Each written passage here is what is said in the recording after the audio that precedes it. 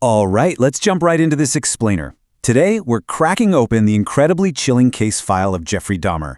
And our goal here isn't just to repeat history, but to reverse engineer exactly how a monster operated completely undetected for over a decade. We're going to look at the psychology, the massive systemic failures, and the sprawling confession file that finally brought his horrific reality to light.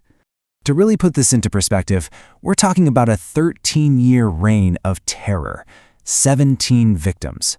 And when they finally caught him in July of 1991, he didn't lawyer up and stay quiet. No, he handed authorities a deeply disturbing 145-page confession. It's a document that gives us an unprecedented and honestly terrifying look straight into the mind of a killer. To understand this case, we have to look directly at his motivation. Just listen to this quote straight from that confession. He said, "I always knew that it was wrong. I'd had fantasies about having complete dominance and control over him." That phrase right there, complete dominance and control, that wasn't just about the act of murder. It was about absolute possession, a theme that totally defined every single horrific act he committed from that point on. So let's move into our next section, a timeline of terror and the escalation of a serial killer. If you look at this timeline, you'll notice there is a massive 9-year gap between his very first murder back in 1978 and his second in 1987. Dahmer actually claimed he always had those urges, but he just lacked the physical opportunity to act on them until he got his own place. But man, once he lived alone, the escalation was terrifyingly fast. By 1989, he's keeping trophies, and by 1990, he's using chemicals to dispose of evidence right inside his own apartment. And as we move into the 1990s, his need for control reaches an unimaginable extreme. He didn't just want to kill anymore. He was so obsessed with absolute control that he wanted companions who literally could not leave him. He actually attempted these horrific, totally botched lobotomies, drilling into his victims' skulls and injecting acid or boiling water to create, in his words, mindless zombies.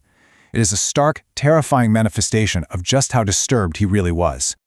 Which brings us to our next focus: ignored warnings and the systemic blind spots. Because if we trace these steps, we see a devastating pattern of missed chances by law enforcement to stop him. In 1988, he gets convicted for sexual assault of a minor, but somehow walks away with a super lenient work release sentence. And then, in May of 1991, an incident happens that is still one of the darkest stains on local law enforcement. This incident is just absolutely heartbreaking.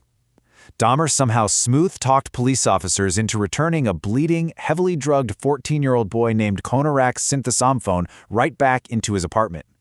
Concerned women in the neighborhood were literally begging the police to step in, but the cops completely dismissed it as a simple domestic dispute between adults. Tragically, the young boy was murdered shortly after the police left. So how in the world does a guy get away with this? Well, as former Milwaukee police officer Ruben Burgos pointed out, Dahmer was incredibly calculating. He specifically targeted gay men, a demographic that was heavily ostracized at the time. He totally exploited institutional blind spots, like homophobia and racial bias, to fly under the radar. Community outcry was ignored, and standard background checks that would have flagged his past were just completely bypassed. Next up, diagnosing a serial killer and the 1992 sanity trial. If you look back at his childhood, psychologists spotted some glaring early warning signs. Have you ever heard of the McDonald triad? Well, as a kid, Dahmer displayed an intense, morbid fascination with collecting and dissecting dead animals. It's a huge red flag for emotional detachment, and somehow the adults around him just completely overlooked it. Fast forward to his trial, and experts diagnosed him with a really complex web of severe conditions. We're talking borderline personality disorder, schizotypal personality disorder, and severe paraphilic disorders, specifically necrophilia. Psychologists testified that all of this stemmed from profound emotional neglect during his childhood, paired with an overwhelming pathological fear of abandonment. But here is where things get really fascinating. You see this stark contrast between clinical psychology and the law. On the left, you've got a guy diagnosed with incredibly severe psychological disorders. But on the right, the jury deliberated for just 5 hours. 5 hours, and they found him legally sane. They decided he fully understood his actions, he knew right from wrong, and he knew exactly what he was doing. Now, since Wisconsin doesn't have the death penalty, Dahmer pled guilty and was slapped with 15 consecutive life sentences. And get this, standing right there in court, he actually stated that he never wanted freedom, totally acknowledging that if he were ever released, he would just go right back to killing. So the legal battle is over. The monster is locked away for 15 lifetimes. But it leaves us with a pretty wild question. How did a man with that kind of isolation meet a sudden, incredibly violent end just 2 years into his sentence? Well, the answer came on November 28, 1994. While he was left totally unshackled to clean the prison bathrooms, Dahmer was confronted by Christopher Scarver, another inmate serving time for murder. Scarver attacked Dahmer, hitting him twice in the head with a 20-inch, 5-pound metal bar. And just like that, one of history's most notorious killers was dead. Scarver later explained why he did it. And honestly, it is super disturbing.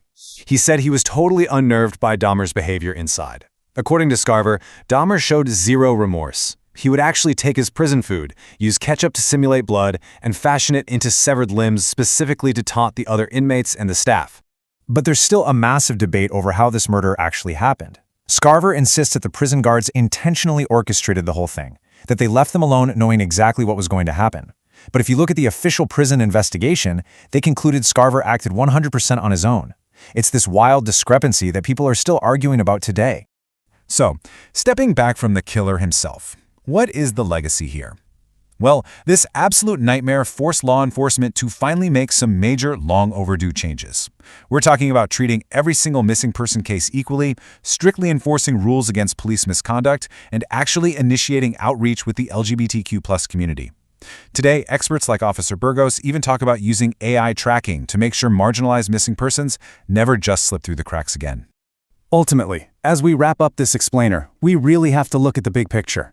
That 145-page confession gave us the gruesome details, sure, but it was his ability to exploit the biases of a broken system that let his timeline stretch for 13 years. So the monster's gone, but we have to ask ourselves, has society truly fixed the systemic blind spots that allowed him to hide in plain sight for so long? It's a question we absolutely have to keep asking. Thanks so much for joining me on this deep dive. Keep asking questions, and I'll catch you in the next explainer.